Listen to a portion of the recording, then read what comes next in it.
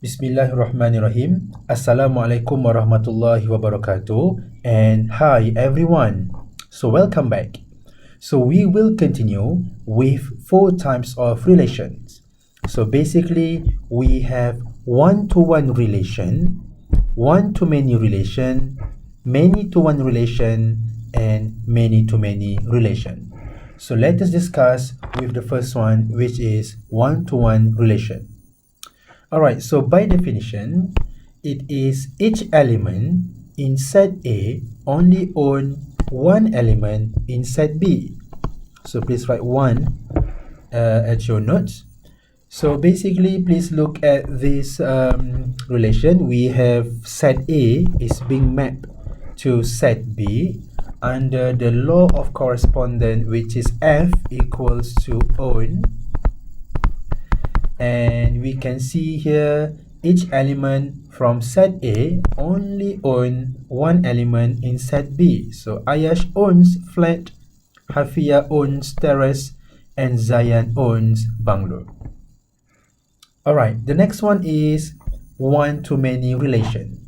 So by definition, we need to have at least one element. So at least one element in set A own 2 or more elements in set B. So when we look at the example, so we have set A is being mapped to set B, again under the same law of correspondence, which is F is equals to own. And for this example, we have Ayash here, who owns 2 types of houses, which are flat and bungalow. Alright, so the next one is many-to-one relation. So again, by definition, we need to have at least 2 elements in set A own the same element in set B.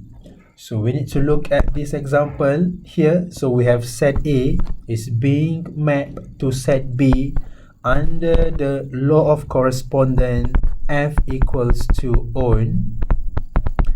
And for this case, we have 2 elements from set A, which are Ayash and Hafia, where both of them own the same type of houses in set B, which is the flat. And the last one is many-to-many relation. So by definition, it is at least one element in set A own more than one element in set B, and at least one element in set A have the same element in set B. So let us look again the example here. So we have set A is being mapped to set B under the law of correspondence F equals to own. And let's start with element from set A, where we have here Zayan, who own at least more than one element in set B. And also we have one element in set A, at least one element in set A, which is we have here we have Ayash and Hafia, where both of them own the same element in set B, which are flat. Alright, so let us proceed with the example.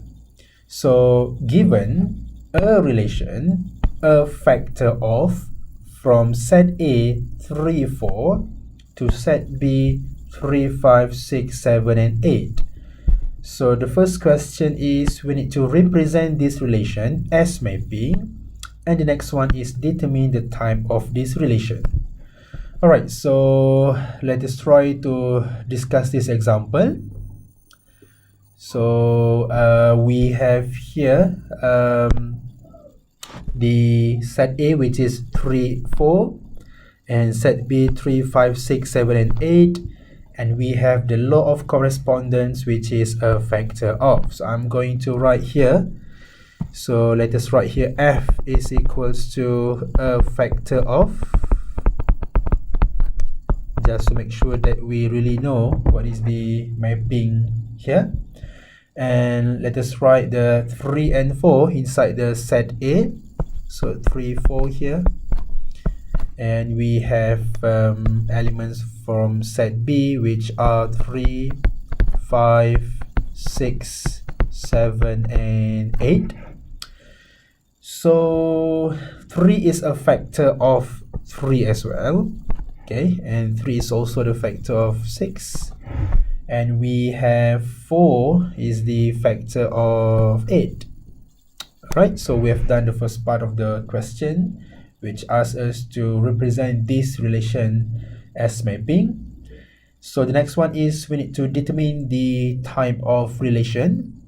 So we have at least one element in set A own 2 or more elements in set B, so which define one-to-many relation. So therefore this is one-to-many relation.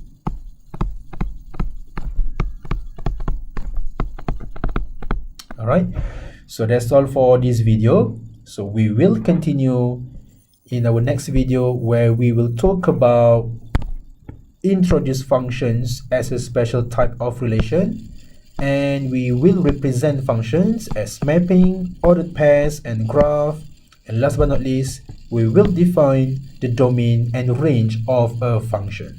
So that's all for this video. We'll meet again in our next video. Thank you.